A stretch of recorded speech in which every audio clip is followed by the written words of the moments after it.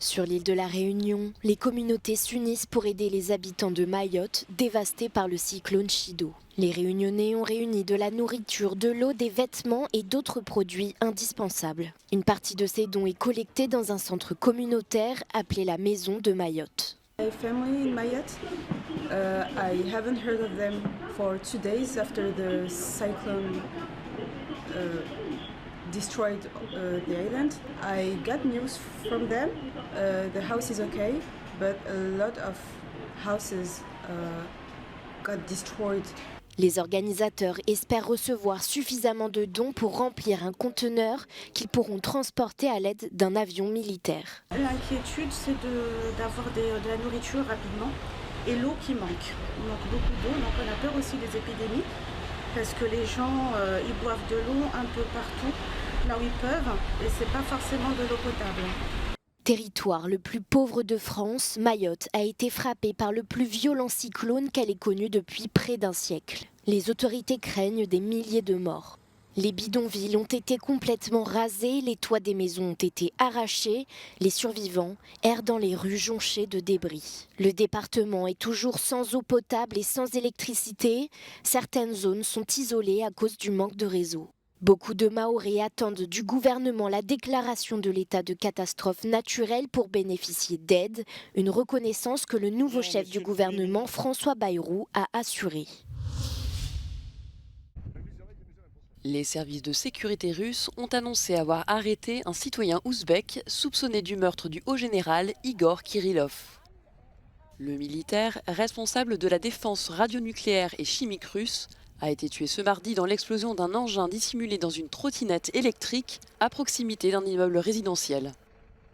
Kiev, qui a revendiqué l'attentat, a précisé que le général Kirillov faisait l'objet d'une enquête pénale pour l'utilisation massive d'armes chimiques interdites contre les forces ukrainiennes. Le vice-président du Conseil de sécurité russe, Dmitri Medvedev, a promis des représailles. Но в любом случае правоохранительные органы должны найти убийц в России, и нужно сделать все, чтобы уничтожить заказчиков, которые находятся в Киеве. Заказчики эти тоже известны, это военно-политическое руководство Украины. Le porte-parole de l'ONU, Stéphane Dujarric, a exhorté toutes les parties impliquées à faire preuve de retenue.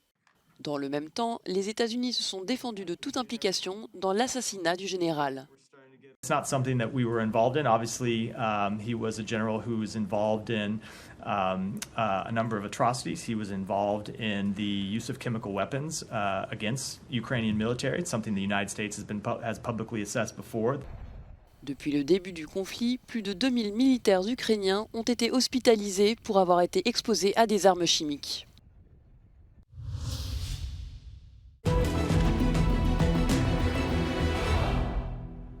Russian troops are closing in on Pokrovsk from the east and from the south. They are now approximately 3 kilometers away from this key logistics hub sitting on the western edge of Donetsk region. UK Defense Ministry states they're approaching the south of Pokrovsk after the capture of Shevchenko village just south of the city, around 2 to 5 kilometers away from Pokrovsk. Shevchenko itself lies at the intersection of two routes leading into the town. So the UK Defense Ministry assesses that Russia will likely continue to make gains towards Pokrovsk while also continuing to advance westwards to the center of the town. The Institute for the Study of War reported, according to Russian mill bloggers, Russian forces drove Ukrainian forces out of Novotroitsk, this is southwest of Pokrovsk, and advanced in these areas south, southeast and southwest of Pokrovsk. Now, Pokrovsk is the key stronghold in the southwestern part of Donetsk region, holding back Russian forces from advancing further towards Dnipropetrovsk region and the regional capital of Dnipro, home to 1 million people and serving as the main hub for Kyiv's operations in southeastern Ukraine.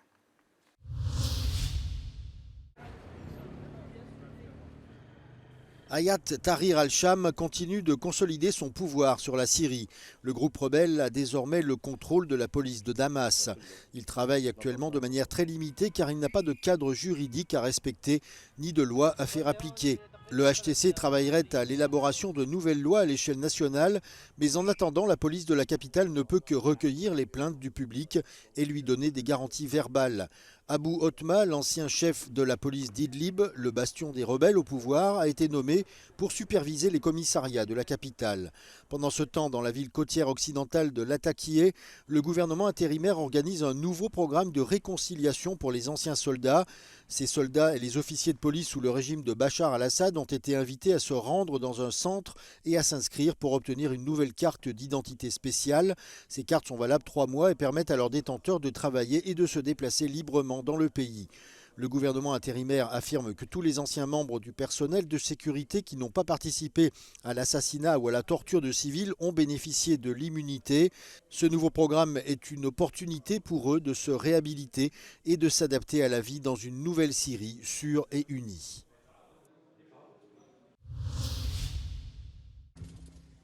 C'est la fin du calvaire pour Ottavia Piana.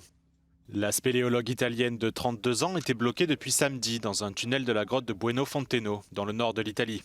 Après 75 heures d'efforts déployés nuit et jour par les équipes de secours, Ottavia Piana a finalement été sortie de la grotte mercredi matin, avant d'être transportée à l'hôpital de la ville de Bergame. La jeune femme est dans un état stable, mais elle a subi plusieurs fractures après une chute de 5 mètres, alors qu'elle tentait de cartographier une zone inexplorée de la grotte de Bueno Fonteno. Près de 160 techniciens de 13 régions italiennes ont participé au sauvetage. Dans les locaux de l'armée du salut à Oslo, les bénévoles s'activent. À l'approche des fêtes de fin d'année, ils ont vu le nombre de bénéficiaires de leurs colis alimentaires augmenter. Des files d'attente de plus en plus longues et qui touchent des personnes aux profils variés. Tenkte aldri at jeg skulle bli en person som trengte hjelp på denne måten. Hvordan ville det vært for deg, tror du, hvis du ikke hadde hatt dette stedet å gå til? Ja, det tør jeg ikke å tenke på. Og jeg vet ikke om jeg hadde overlevd, rett og slett, fordi ja, det betyr så mye. Selon une enquête de l'armée du salut sur l'indice de pauvreté en Norvège, 1 habitant sur 5 a du mal à joindre les deux bouts. Cette semaine, l'organisation distribuera des colis alimentaires pour Noël à 1400 familles. Uforsvarlig lave, og det ser vi.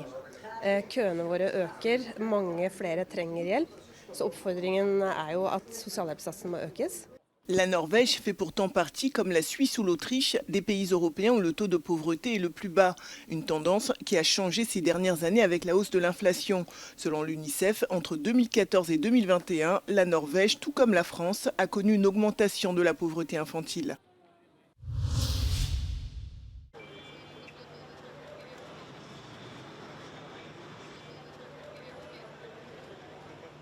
Les violences sexuelles sur mineurs sont en hausse en Europe et des nouvelles formes d'abus voient le jour avec le développement des nouvelles technologies.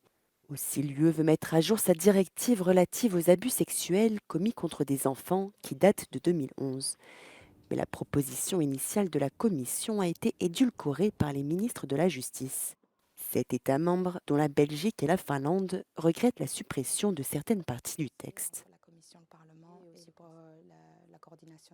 We are concerned about several elements. In particular, for example, member states have expressly opposed to acknowledge in the text that a child that is freezing or intoxicated would be considered as not consenting to child sexual abuse. Member states have also objected to significantly extend the limitation periods for victims to be able to report their abuse. Member states have also objected to consider and to cover the grooming of children above the age of consent. La proposition vise notamment à actualiser le droit pénal pour criminaliser les viols d'enfants retransmis en direct sur Internet, la possession et l'échange de manuels pédophiles ou les deepfakes d'abus d'enfants. Elle prévoit également d'allonger le délai durant lequel les victimes peuvent porter plainte.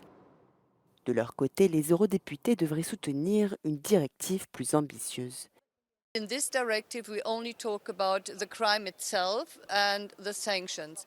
And one important point we want to see is that there is longer statutes of limitation, because many children, after being abused, they take years and even decades before they dare to go to a court, to a police station. So this is a very important step that is missing in the current directive. Le texte peut encore être modifié. Après un vote des eurodéputés, des négociations auront lieu entre la Commission, le Conseil de l'UE et le Parlement. En Europe, on estime qu'un enfant sur 5 est victime d'une forme de violence sexuelle. Rien qu'en 2022, il y a eu 1,5 million de signalements d'abus sexuels sur des enfants dans l'UE.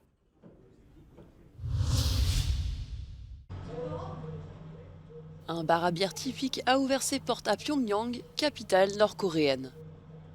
Ces images de propagande publiées par le gouvernement montrent l'immense établissement de style occidental, construit dans l'un des nouveaux quartiers de la ville. Les visiteurs peuvent y acheter la bière de marque du pays, la Toedeonggang, qui provient d'une brasserie que le gouvernement a achetée en Angleterre et réassemblée en Corée du Nord en 2002.